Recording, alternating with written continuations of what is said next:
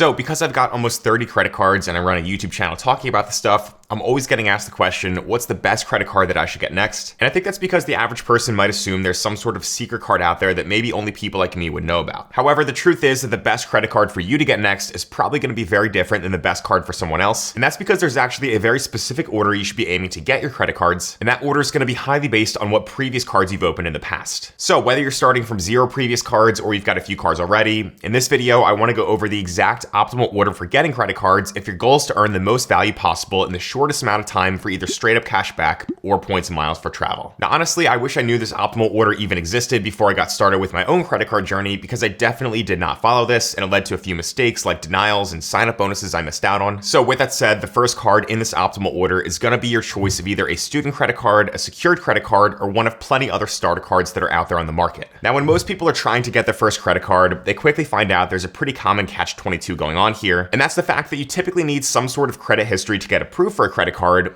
But without already having a credit card in the first place, building that history can be a bit of a challenge. So that's where something like a student card comes into play, because these cards are going to be designed specifically for students and other younger people who are at least 18 years or older with very little income or credit history at the moment. Now, student credit cards are only going to give you a super low credit limit to start out, so that you can sort of learn how a credit card works as you begin making on-time payments with it. And there's a bunch of these student credit cards available to sign up for, but I've got a couple that I typically recommend for most people. The first is the Chase Freedom Rise, which has no annual fee, earns 1.5% cash back on everything, and can even give you a $25 statement credit when you sign up for automatic payments within the first 3 months of opening your account and then remaining enrolled for at least 90 days. Chase also says that you can increase your approval chances for this card with Chase banking by either taking an existing Chase bank account you have or opening a new one, and then depositing at least $250 into that account before completing an application for the Freedom Rise. Also, by getting started with this student credit card, you're going to start developing your relationship with Chase, and that can honestly be really helpful later on in your credit card journey when you start looking at some of the other better cards Chase offers, which we'll talk more about in just a bit. Then the other student card I'd recommend would be the no annual fee Discover It student cashback card. And this one's great because it earns 5% cashback on rotating quarterly categories like grocery stores, restaurants, gas stations, and more. And that's up to the quarterly maximum of $1,500 of combined spending in those categories each quarter when you activate. Discover's also famous for their unlimited dollar-for-dollar match of all the cashback earned on cards like this in your first year. So if you're a student but you actually have a decent amount of spend, then this could be a great option to earn a lot of cash back. Now, if you're having a hard time getting approved for a student card that gives you an unsecured credit limit like those first two options, then your next best bet is going to be to look into opening a secured credit card. And there's actually a secured version of the Discover It that I'd say is a good no annual fee card as well. Just keep in mind though that with a secured credit card, you're going to have to put down a refundable security deposit of a few $100s or so that's going to act as the amount you'll get a credit limit for. That way you can start to build credit responsibly, but the issuer can kind of rest easy knowing they've got your deposit, which they're only going to keep in the event you decide not to repay them what you owe. Don't worry though, because after 7 months, Discover is going to begin automatic monthly account reviews to see if you qualify to be upgraded to an unsecured credit card with them, where they can give you that deposit back. But in the meantime, while you're using the secured Discover card, it does give you some decent rewards like 2% cash back on gas stations and restaurants up to a certain amount each quarter, as well as that unlimited dollar-for-dollar cashback match in your first year. Then a few other starter cards I like are the US Bank Altitude Go Secured, the Chime card, and the Capital One Platinum if you want to look into any of those as well. But the key thing here is that all those cards I just mentioned have no annual fee. So above all else, make sure to go with a $0 card to begin your credit card journey, because there's really no need to be paying anything to start building credit, in my opinion. Also, I gotta mention the golden rule here with credit cards if you're new to this stuff, which is to always pay your statement balance on time and in full by the payment due date every single month. And that's because doing that is gonna avoid interest, which is one of the main goals when using credit cards responsibly. All right, now after about 12 months or so of using a student, secured, or other starter card to set a solid foundation, next year we're gonna start ramping things up a bit and getting into the fun stuff by opening some better credit cards. And these cards are gonna be better because they're offering higher credit limits, more benefits, elevated rewards, and most importantly, larger sign-up bonuses that are really going to be key here for helping us to unlock a lot of value in the shortest period of time. Now, the only problem with unlocking all this value is that each credit card issuer is going to have these different rules and these things they're looking out for that are going to essentially determine how likely they are to approve or deny you. And so that's why this optimal order even exists, because you have to kind of understand and then navigate these rules so that way you don't get cards in the wrong order and then accidentally leave a ton of value on the table. So for the next few credit cards in this this optimal order, I'd go for either the normal Discover It card if you didn't already get the secured or the student version of this card previously, because Discover is just really good early on. But then after that, I'd move on to two no annual fee Chase cards, which are the Freedom Unlimited and the Freedom Flex. The Chase Freedom Unlimited earns 1.5% back on the all other purchases category, and then the Freedom Flex earns 5% back in rotating quarterly categories for up to $1,500 in combined spending on those categories each quarter, similar to the Discover It card, but usually the rotating categories on these two cards don't overlap. Also, even though these Chase Freedom cards are advertised as earning cash back, if you read the fine print on Chase's website, you're actually going to be earning ultimate rewards points here, and that's important for later on. So a pro tip is that if you're interested in using your Chase points for travel, then I would save up those points until you get certain other Chase credit cards in the near future. Now, as far as spacing out when you might want to apply for each credit card, I like to recommend opening a new card every 3 to 6 months on average, and that's for two main reasons. First, spacing out new credit card applications by 3 to 6 months allows the hard inquiries associated with those applications to kind of settle, so that way your credit score can recover nicely after each one. And then second, I found that spacing everything out like that really just helps you to avoid overspending as you work towards the sign-up bonuses on each new card. So those two cards I just mentioned typically come with offers that might be for something like $200 after spending $500 in the first 3 months, but other cards we're going to get to next here are going to have sign-up bonuses that require even more spending, like a few $1,000s in the first 3 to 6 months. So you never want to find yourself feeling like you're being forced to overspend just to get those bonuses. Now, the one thing that's really helped me keep my spending in check as I've used credit cards over the years has been apps that give me detailed insights into my spending habits. And the one app that I've really liked the most for this is Rocket Money, who's actually the sponsor of today's video. Rocket Money helps you save both time and money while also allowing you to manage your money better. And it does this through features like tracking your spending across any credit cards or other accounts you have, canceling unwanted subscriptions right within their app with just a few taps, creating customized budgets, and more. So again, as you're getting more and more credit cards in the optimal order we're talking about here in this video, Rocket Money is going to allow you to see all your transactions across these cards in one single place. That way you don't have to log in and out of several different accounts from different issuers just to keep track of things. Rocket Money's also been great for helping me and my wife stay on top of the various subscriptions we're paying for by automatically consolidating them into a list for us. And then again, with just a few taps, Rocket Money's able to cancel subscriptions we might not want anymore right within the app, which is super convenient. And then with the in-app budgeting feature from Rocket Money, we're also able to set how much we want to spend in different categories based on our savings goals, and we can then change up those amounts whenever we want to, which is useful for giving us flexibility to adjust things on the fly, especially when it comes to our travel spending, which is normally higher during certain months when we're actually redeeming our credit card points to go on a trip. So to save more and spend less, go to rocketmoney.com/Daniel Braun, or you can just scan the QR code on the screen right now, and we'll have a link down below in the description as well, where you can get started for free or unlock even more features when you sign up for premium. That's rocketmoney.com/Daniel Braun, or check out the QR code on screen. And thank you again to Rocket Money for sponsoring today's video. Now back to the optimal order for credit cards here. So after you've got both the Chase Freedom Unlimited and the Freedom Flex, the next card I go for is the Chase Sapphire Preferred, which is actually going to be the first premium credit card in this order. The Sapphire Preferred has a $95 annual fee. However, what you get for that annual fee is a really nice sign-up bonus that's going to be much higher than those no annual fee Chase cards. And if you ever want to see what current offers are available on some of the cards mentioned in this video, then I'll go ahead and leave some links down below for those as well if you want to learn more. Now with the Sapphire Preferred, you're also going to start to get some more travel benefits, which includes a $50 annual Chase Travel Hotel credit and a bunch of other great travel protections as well. And on top of that, you're going to get the ability to transfer any Chase Ultimate Rewards points you've been earning on this card, or any of the points you've been earning on the Freedom Unlimited and Freedom Flex too. Transferring points out to programs like World of Hyatt, United, Virgin Atlantic, Flying Blue, and many others is how people like myself are able to find ways to sometimes get double the value of our points or more. So for example, if I had, let's say, 75,000 Chase points, I'm usually able to transfer those points to get around 2 cents per point, which makes those 75,000 points worth around $1,500. Now I'll be the first to admit that Chase credit cards aren't perfect, and there's definitely a lot of other credit cards out there to consider using over the long term as well. But I think that in terms of looking at the optimal order of things here, you just can't skip over Chase credit cards, because the fact is that many of them have super valuable bonuses and some other features that make them worth checking out at least once in your credit card journey. Also, Chase has an infamous 524 rule that you may have heard of, which says that if you've opened 5 or more personal credit cards across all issuers within the past 24 months,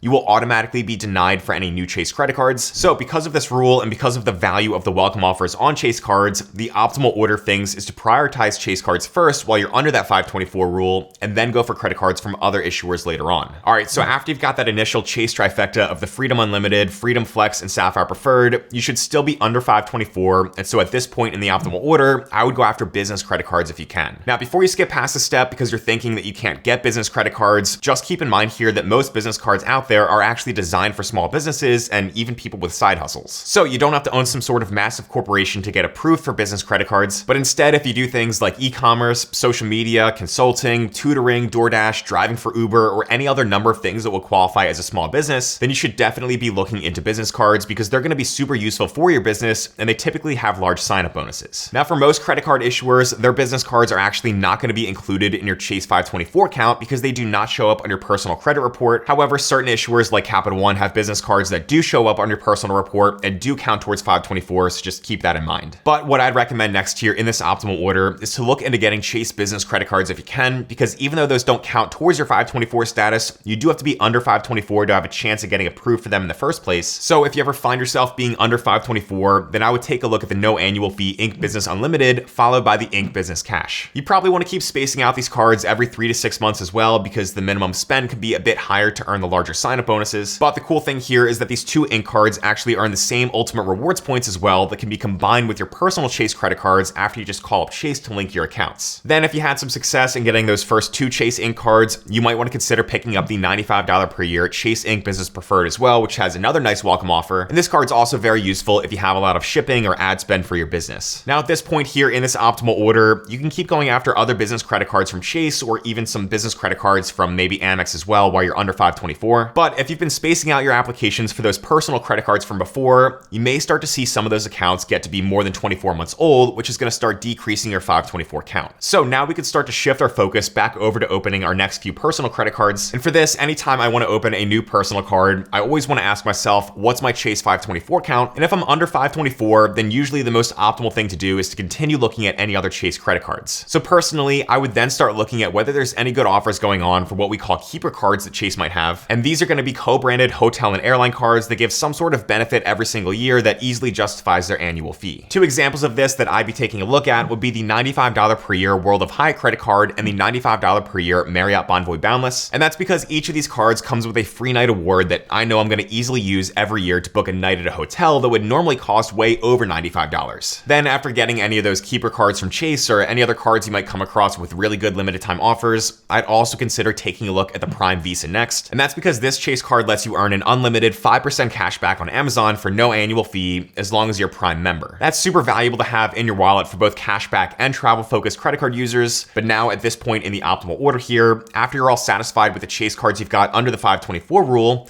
now let's start to think about moving over to Capital One next. The reason why we're going to move over to Capital One is because there's really two credit cards they offer that I think are worth picking up for the value they provide. And since we're still early in our credit card journey, prioritizing Capital One can be a good idea because they tend to be a bit more strict with approvals if you have what they would consider too many cards. So this is one of those issues I ran into myself because I had 13 personal credit cards when I first tried applying for the Capital One Venture X, and they denied me twice for that card for having too many revolving accounts on my credit report. And I know a lot of other people out there have run into a similar issue. So with that in mind, I would go for the no annual fee Capital One Saver card next year while you still do not have too many personal credit cards showing up on your credit report. And on top of the welcome offer you can get with a Saver card, you're also going to be able to earn 3% cash back on grocery stores, dining, entertainment, and popular streaming services. Then after the Saver card, I'd wait at least 6 months before applying for either the Capital One Venture or Venture X, which are both great premium travel cards. And the reason you want to wait at least 6 months here is because Capital One has a rule called the 1-6 rule, which says that they're typically only going to approve you for one of their credit cards every 6 months. So going with the Saver card and then the Venture or the Venture X after 6 months is going to help us to avoid breaking that rule. Now at this point, I'd recommend sort of choosing a path of where you want to go next here in this optimal order. So do you want to keep going down the path that has more upside value with earning points and miles for travel? Or do you want to go down the path that has more simplicity and less annual fees with cash back? If you want to be mostly a cash back person, then cards like the Robinhood Gold card might be your best option next. And that's because this card earns 3% cash back on everything as long as you're a Robinhood Gold subscriber, which costs $50 per year. You can also look to slowly get a bunch of other cards I'd recommend, like the Amex Blue Cash Everyday or Blue Cash Preferred, the Citi Double Cash, the Citi Custom Cash, and maybe even a few other niche credit cards you might come across. But basically, the goal here is to accumulate cards that are going to earn you anywhere from 3 to 5% cash back on pretty much all spend categories. Just be aware though that again, with the cashback setup, you're typically not going to have as much upside value as you would with points and miles, and you're also not going to be earning as many super high sign-up bonuses because those tend to be more in the range of $200 or so for each new cashback focused card you open. If you you want to keep going down the path of team travel though, once you have those Chase and Capital One cards, the name of the game is really going to be to look out for elevated limited time offers on cards from other issuers next. And then outside of applying for cards with good limited time offers, I'd also start focusing on Citi credit cards. Citi's been stepping up their game a lot recently by adding transfer partners like American Airlines, so I'd look into getting the double cash and custom cash over on the travel side of things as well, because the double cash earns 2% or really 2x points per dollar on everything, and then the custom cash earns 5% or really 5x points per dollar on your top eligible spend category each billing cycle for up to $500 spent. After that, I think adding the Citi Strata Premier is going to be the best choice to complete the Citi trifecta, which you can then compare to the Chase trifecta and the Capital One Duo setups you might already have, and then you can decide which cards out of those three setups might work best for you in being your go-to core credit card setup whenever you're not working on a sign-up bonus. Just remember also that as you now start accumulating all these different cards with annual fees at this stage in your credit card journey, if you find yourself not getting too much value from a card with an annual fee, then make sure you look into the possibility of downgrading that card to one with no annual fee. Now, Citi also has the Strata Elite card, which has a nice sign-up bonus that you could check out as well if you want to, because Citi does allow you to get a bonus on that card, even if you've already got a bonus on the Strata Premier. But then at this point, again, you've got to keep looking at cards with offers that might work well for you. Now, personally, I think there's still a ton of value from getting a built credit card at some point, even after all the recent backlash from their 2.0 update. And that's because the fact is, they're still the only program out there that lets you earn any points on housing without paying a transaction fee. However, in terms of the optimal order here in this video, just keep in mind that sign-up bonuses are still going to provide the highest return on your spend, and only the built Palladium card has ever offered a sign-up bonus at the moment. So I'd probably say to keep looking at higher bonuses on other cards first before checking out the built Palladium. And the one card I want to backtrack to that you don't want to forget about here is the Chase Sapphire Reserve. Now for this one, you're going to have to make sure you're back under 524 before you think about applying for it. But what's cool is that Chase recently clarified their terms a bit for who's eligible to get a welcome bonus on their Sapphire cards. So as of early 2026, you can now actually earn one bonus per Sapphire card as long as you've never earned a bonus on that card previously. And that means that even though we've already got a bonus on the Sapphire Preferred, we still technically could be eligible to get a bonus on the Sapphire Reserve as well. Now you probably don't need to have both Sapphire cards, so you're gonna have to see which one, if any, actually makes the most sense to have in your wallet long term. But the Sapphire Reserve tends to have a really nice welcome offer attached to it, so it's definitely worth at least considering. After that, I'd also consider Amex cards like the Green, Gold, and Platinum. And even though these cards are not gonna be a great fit for everyone as well because of their higher annual fees and all the credits you have to manage, their sign-up bonuses are still pretty big as long as you can manage the higher minimum spend requirements to get those bonuses. Just keep in mind though that the welcome offers on the Green, Gold, and Platinum cards come with terms that basically say if you want to be eligible for the welcome offers on all three of these cards,